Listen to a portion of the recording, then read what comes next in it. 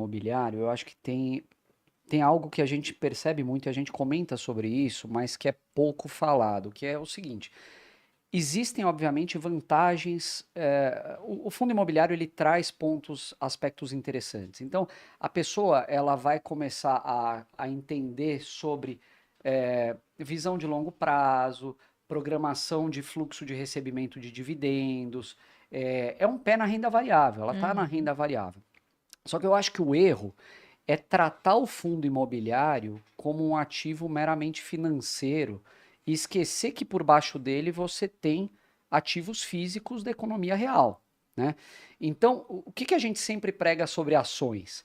Que você deve conhecer o controlador da empresa, você deve estudar a fundo sobre os executivos, a cultura e gestão da companhia, qual que é o negócio dela, se você puder visitar a fábrica, vai, etc, etc e tal. Quando você vai para o fundo imobiliário, em teoria você deveria fazer exatamente a mesma coisa. Qual que é a governança desse fundo? Qual que é nem sei se é um estatuto que chama, né? Você tem um mandato ali do gestor. Quais são os ativos que ele tem debaixo dele? Vai visitar alguns, vai entender como que tá, vai participar, tem call de resultado. Então, o envolvimento quando a pessoa tem um fundo imobiliário na carteira é muito superficial. E eu acho que isso é um erro. Assim como se esse envolvimento superficial for em ações, também é um erro. Porque você não é um sócio, você é simplesmente um passageiro ali do home broker e refém do mercado, o que é sempre ruim. Eu gostei bastante do que vocês falaram em si, do que o Fábio falou, que fundo imobiliário é nadar no raso, né? Na bolsa. Se for ver, Não, e isso não é demérito para quem gosta de fundos, não. Eu digo isso pelo seguinte, eu insisto há muito tempo com a minha avó que ela devia diversificar os investimentos dela. Porque a minha avó, ao longo da vida, ela investiu em imóvel físico, comprando um imóvel por vez, né? E vendia um, comprava dois, vendia os dois, comprava um de novo. Até aquele negócio do Bolsonaro lá dos 50 imóveis em 30 anos, eu falei, na minha família eu queria muito mais. Só a minha avó virando patrimônio e comprando imóvel ia ser muito mais, né? E eu insistia e ela não ouvia. Só que agora que os juros voltaram a subir, ela falou, filho, eu quero investir em alguma coisa diferente aqui de poupança, né? Eu não quero mais comprar imóvel, muito trabalho. Daí eu falei, então vamos para renda fixa, mas esse juro tá alto e uma hora vai cair. Vamos investir em imóvel de uma outra forma, com um fundo imobiliário. Ela falou, mas isso é tipo ações? Porque na cabeça do brasileiro, poxa, ação é um negócio muito volátil. Jogatilho. E de fato é volátil, né? Mas o perfil das empresas de vocês é menos volátil, por exemplo. Sim. Já cai menos. Ela tinha medo. Eu falei, não, fundo imobiliário tem uma oscilação, mas é muito menor. Mas o principal para ela que atraiu é que ela investiu no mês e no mês seguinte já tinha um pagamento. Então, esse fluxo de pagamento mensal, com essa menor volatilidade, seduziu a minha avó. Ela foi para o fundo imobiliário e adorou. Né? Me mandou um áudio falando, você estava certo, não sei, nossa, tá rendendo muito bem, bota mais um pouquinho. E poupança não rende nada. Até postei isso no Instagram. Se fosse com ações... Ela falou isso várias vezes. Se fosse com ações, eu teria mais dificuldade de convencer ela no final das contas. Verdade. Porque o fluxo não seria mensal, seria, por exemplo, trimestral, teria mais oscilação.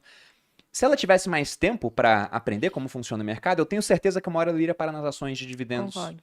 Porque foi o que vocês falaram, poxa, se você olha agora, você tem muita oportunidade em fundo imobiliário, mas eles estão negociados a 90% do valor patrimonial.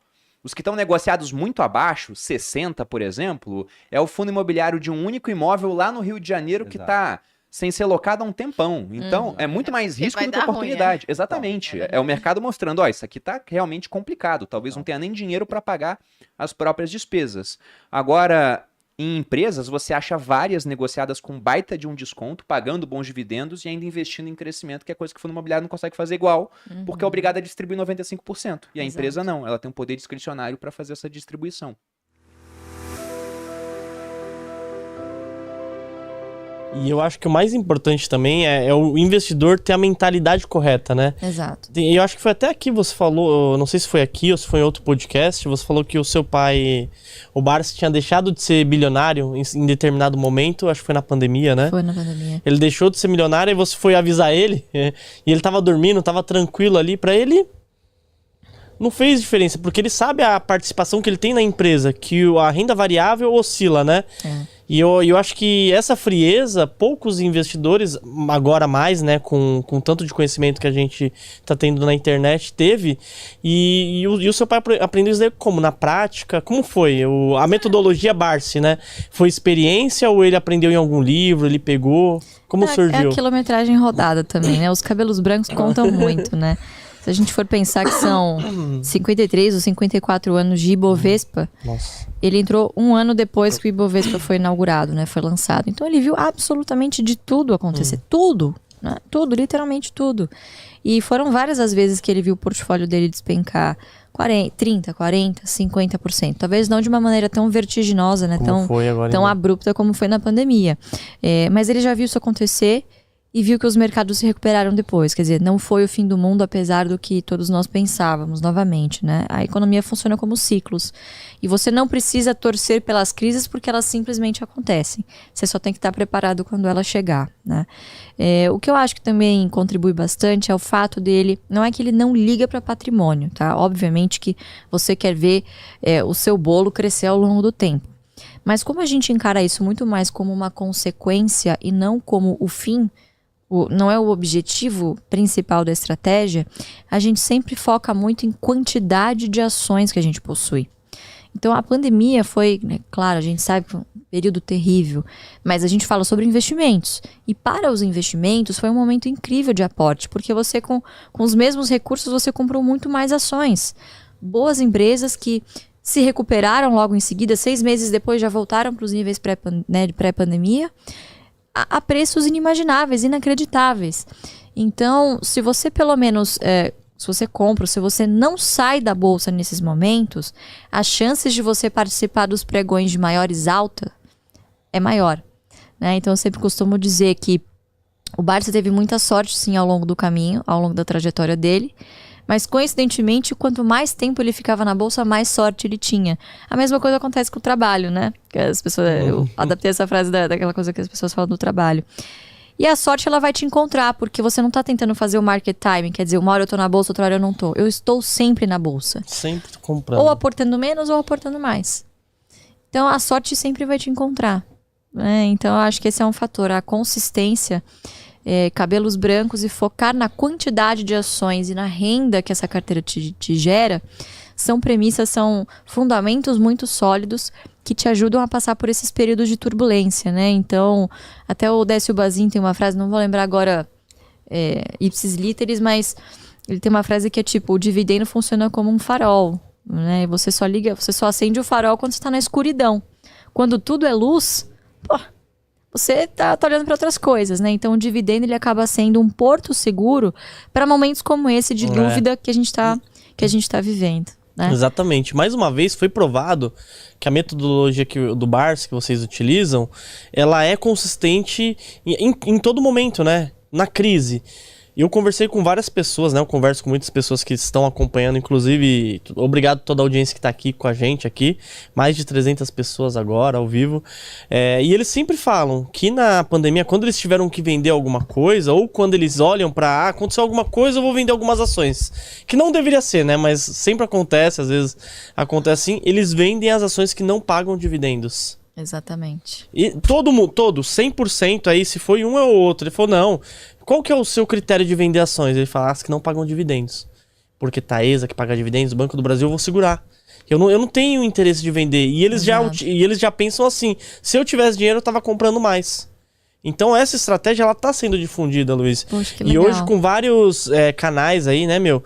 E os canais, eles replicam mesmo a estratégia de vocês. E é uma estratégia que ela é perene ao longo do tempo, em pandemia agora, conforme for passando, e o pessoal curte muito.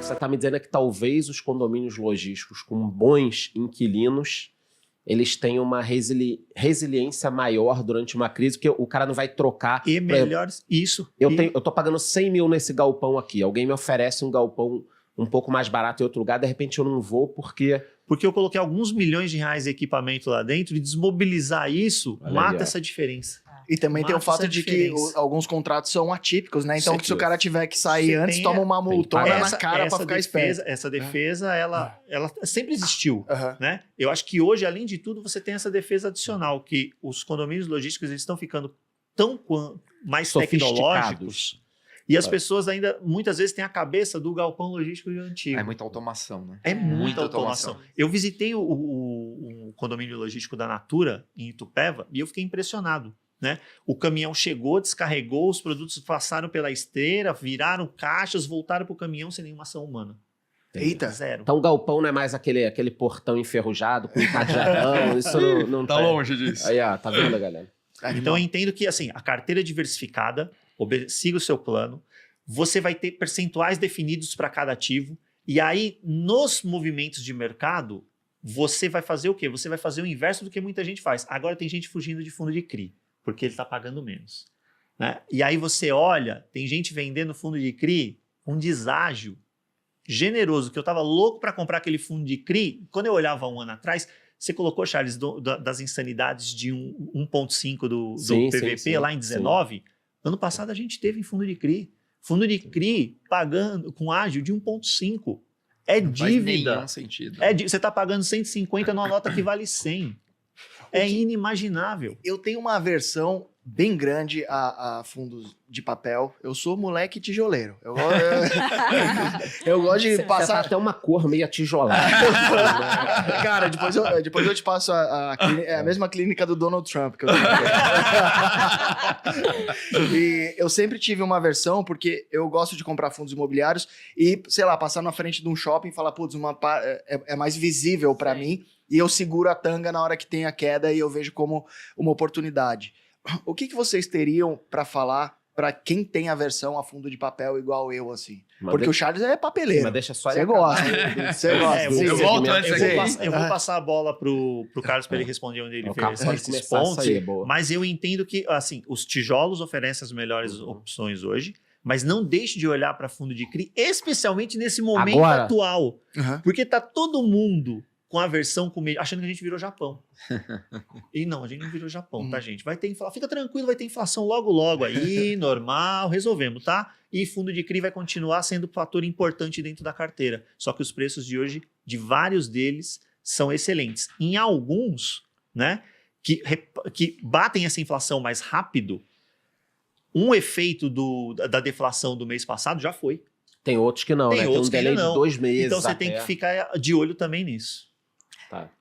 Vou falar um pouquinho aqui. Bom, primeiro, assim, hoje é ruim se você estiver fazendo esse movimento de agora que teve uma notícia que ela é temporária nos fundos de papel, que é a história da inflação, você sai vendendo. É a mesma história do que a gente estava falando, só que num ciclo super pequeno aqui. Você vai ter talvez 2, talvez um carrego por 3 meses de uma inflação, mas a inflação não vai vir, não vai ficar negativa, não vai ser super pequena, porque se ela fosse, aí tinha que migrar tudo para o tijolo, porque o juro vai cair muito e tal. Não é isso, assim. Então, primeiro, espera o fundo voltar, assim. Não acho que a gente tem aqui... Não tem problema. A gente não está tendo estruturalmente problemas de crédito, que essa é uma pergunta que todo mundo fica olhando. Tem muito fundo bom que está descontado basicamente porque temporariamente ele reduziu o dividendo ali e as pessoas se assustaram porque elas olham para fundo de papel meio parecido com renda fixa. Tem que pagar mais de 1% ao mês. E não Se não é. pagar, tá errado. Não é. Primeiro, assim, o mercado está indo bem, a qualidade de crédito está indo bem. O que aconteceu em fundos que eram indexados à inflação, você tem essa questão da inflação temporariamente baixa, isso reflete, e tem que refletir, porque essa é a dinâmica do negócio, mas não tem nenhum problema estrutural. Assim. Então, eu quero fazer uma migração, não vai sair no pior momento, assim, porque volta, e vai voltar rápido, porque daqui a pouco os fundos voltam a aumentar de novo o dividendo, a cota vai ajustar. Então, para mim, isso é oportunidade. Quem quer comprar um pouquinho, entrar nessa indústria, entre.